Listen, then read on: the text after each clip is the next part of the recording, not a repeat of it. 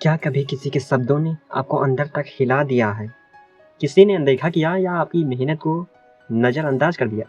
हम में से ज़्यादातर लोग सोचते हैं कि इग्नोर करना कमज़ोरी है, लेकिन मनोविज्ञान कहता है, सही चीज़ को इग्नोर करना एक साइकोलॉजिकल सुपर पावर है।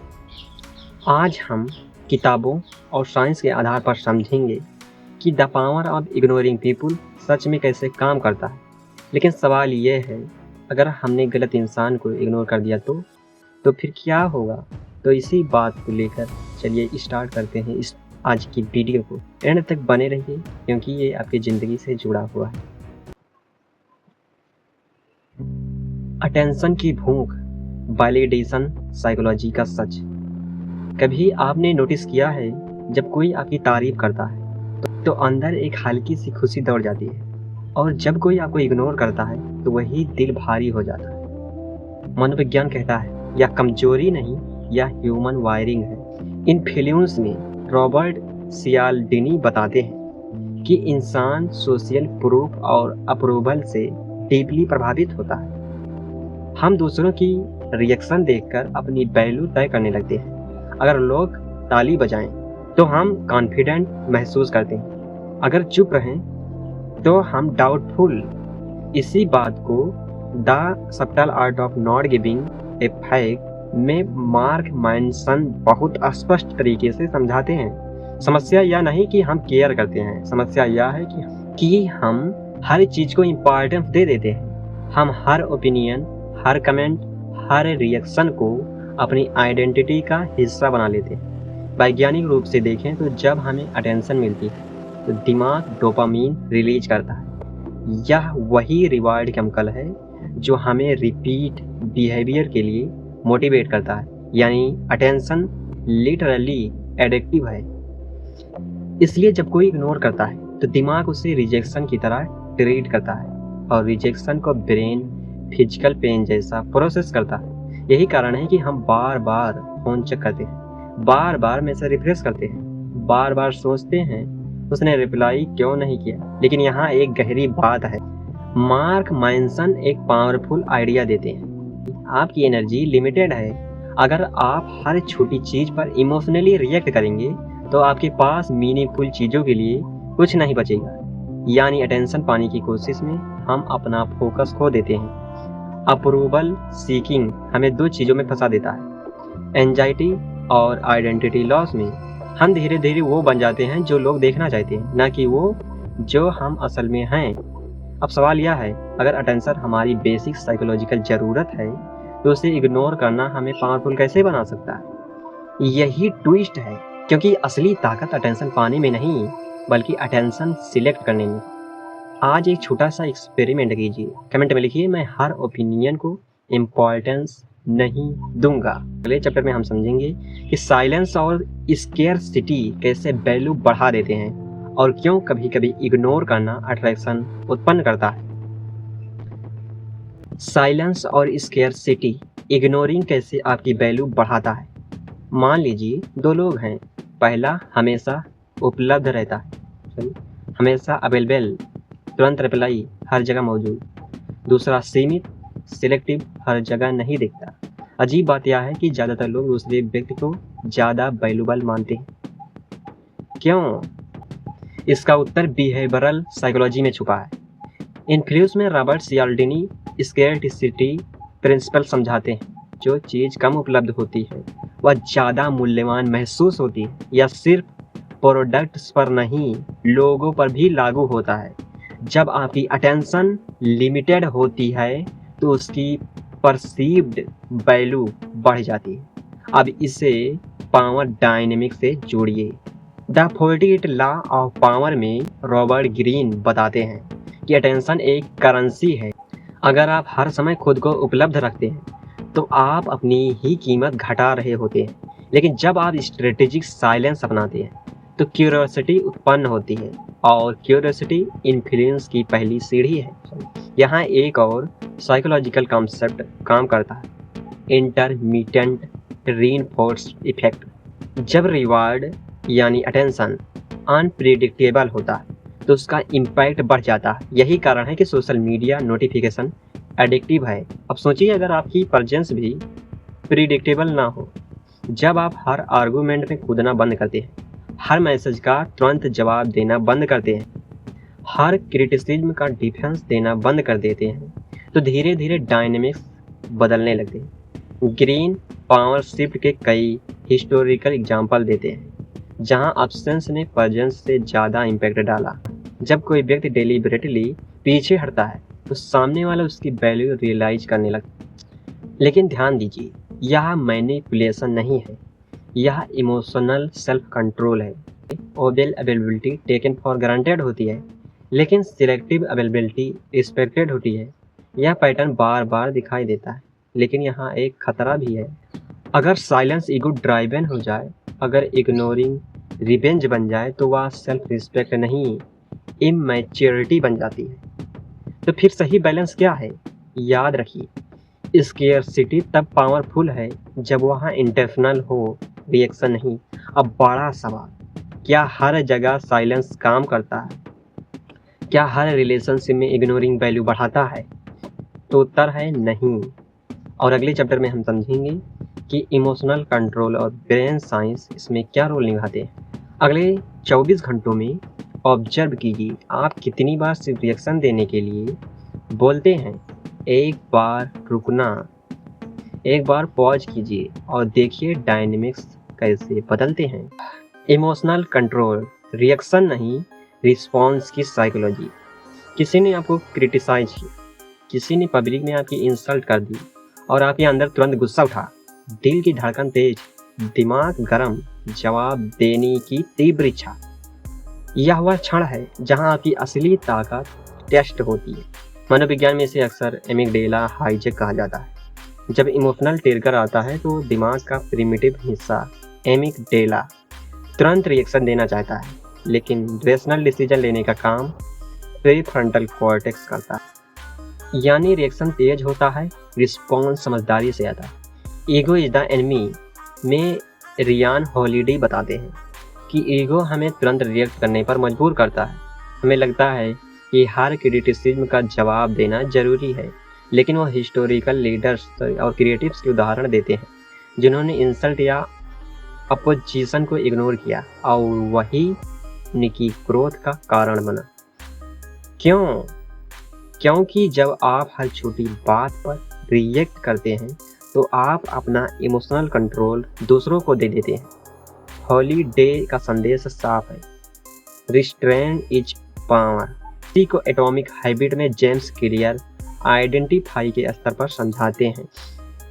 वे कहते हैं कि बिहेवियर चेंज तभी सस्टेनेबल होता है जब आप अपनी आइडेंटिफाई रीडिफाइन करते हैं।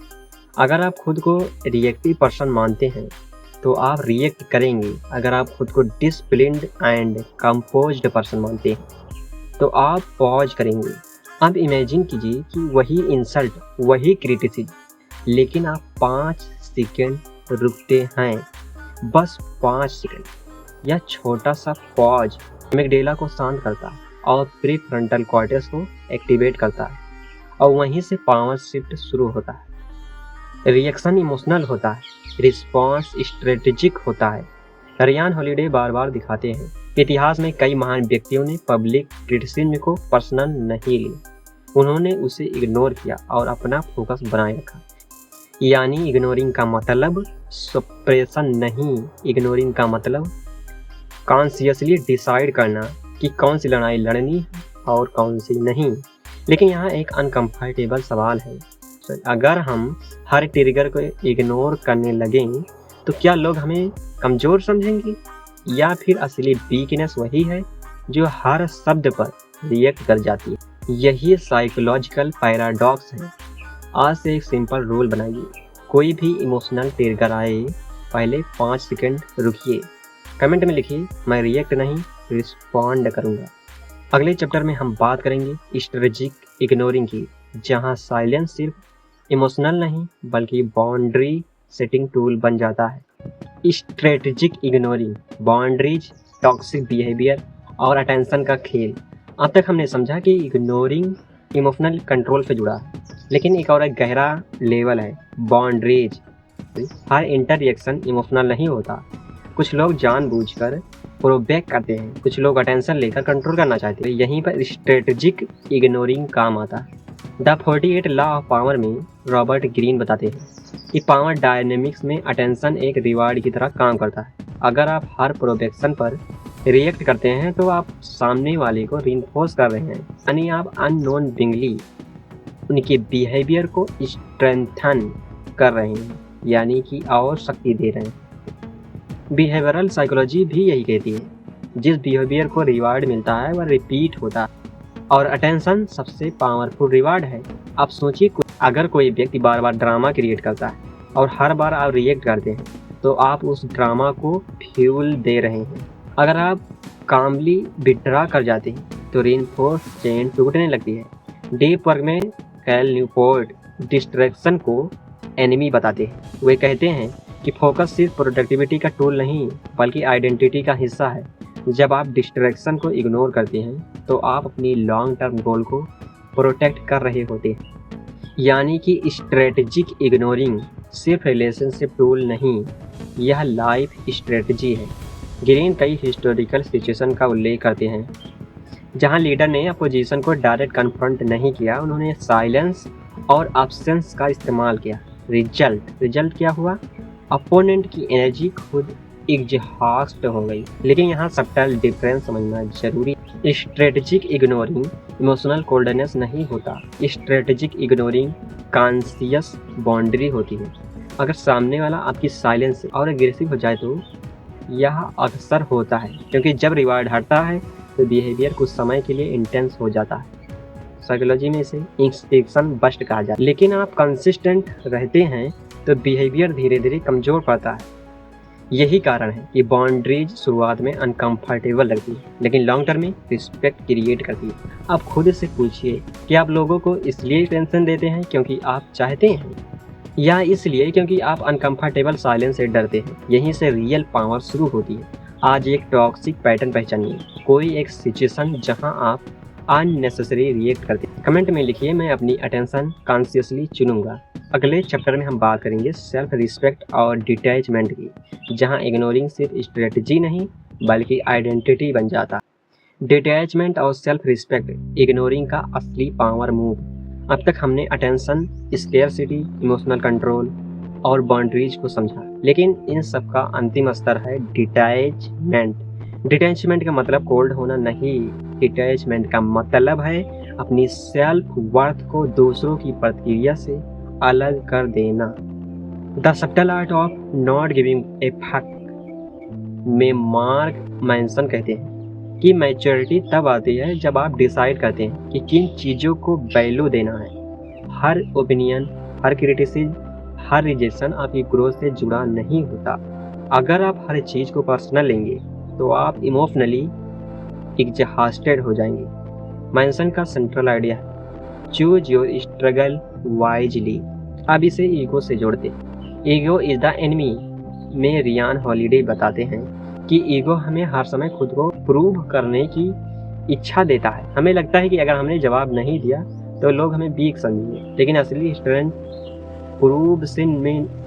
प्रूव में नहीं, इम्प्रूव करने में। हॉलिडे हिस्टोरिकल फिगर का उदाहरण देते जिन्होंने पब्लिक क्रिटिसिज्म को इग्नोर किया और अपना फोकस बनाए रखा। उन्होंने वैलिडेशन की बजाय मास्टरी को चुना। यही डिटैचमेंट है, जब आपकी आइडेंटिटी इंटरनल हो जाती है, यानी आप खुद को डिफाइन करते हैं ना कि दुनिया। जब इग्नोरिंग नेचुरल हो जाता है, साइकोलॉजी में इसे इंटरनल लोकस ऑफ कंट्रोल कहा जाता है। एक्सटर्नल लोकस, लोग क्या सोचेंगे। इंटरनल लोकस, मैं क्या सही समझता। जब आप एक्सटर्नल वैलिडेशन से डिटैच होते हैं तो 3 बदलाव आते हैं। एंजाइटी कम होती है, डिसीजन क्लियर होते हैं, पर्जन्स मजबूत होती है। अब इंट्रो का सवाल याद कीजिए, अगर हमने गलत इंसान को इग्नोर कर दिया तो फिर सच यह है कि गलत इंसान को इम्पोर्टेंस देना ज़्यादा नुकसान करता है। इग्नोरिंग हमेशा रिलेशनशिप तोड़ने के लिए नहीं होता, कई बार यह सेल्फ रिस्पेक्ट बचाने के लिए होता है। डिटैचमेंट आपको इनसेंसिटिव नहीं बनाता, यह आपको स्टेबल बनाता है, और स्टेबिलिटी ही साइलेंट कॉन्फिडेंस की जड़ है। जब आप हर आवाज़ का जवाब देना छोड़ देते जब आप हर आवाज़ का जवाब देना छोड़ देते हैं, तभी आपकी अपनी आवाज़ साफ सुनाई देने लगती है। तो अब आखिरी सवाल ये है, आप अपनी अटेंशन किसे दे रहे हैं? आज से कॉन्शियसली डिसाइड कीजिए, किसे इग्नोर करना है और क्यों? कमेंट में लिखिए, मैं सेलेक्टिव अटेंशन चुनता हूँ। अगले और अंतिम हिस्से में हम पूरी जर्नी को समराइज करेंगे और समझेंगे कि साइलेंस सच में सुपर पावर क्यों है। आज हमने देखा अटेंशन की एडिक्शन कैसे हमें कमज़ोर बनाती है, स्केयरसिटी और साइलेंस कैसे वैल्यू बढ़ाते हैं, इमोशनल कंट्रोल कैसे पावर शिफ्ट करता है, बाउंड्रीज कैसे रिस्पेक्ट बनाती है और डिटैचमेंट कैसे सेल्फ रिस्पेक्ट को मजबूत करता है। इग्नोरिंग लोगों को हर्ट करने के लिए नहीं, खुद को प्रोटेक्ट करने के लिए है। याद रखिए, हर आवाज़ का जवाब देना मैच्योरिटी नहीं, सही आवाज़ चुनना मैच्योरिटी है। तो आप खुद से पूछिए, क्या आप रिएक्शन से चलेंगे या सेल्फ कंट्रोल से? अगर यह वीडियो वैल्यूबल लगा तो सब्सक्राइब कीजिए और अपनी अटेंशन वाइजली इन्वेस्ट कीजिए। वीडियो देखने के लिए आप लोगों का दिल से बहुत बहुत धन्यवाद।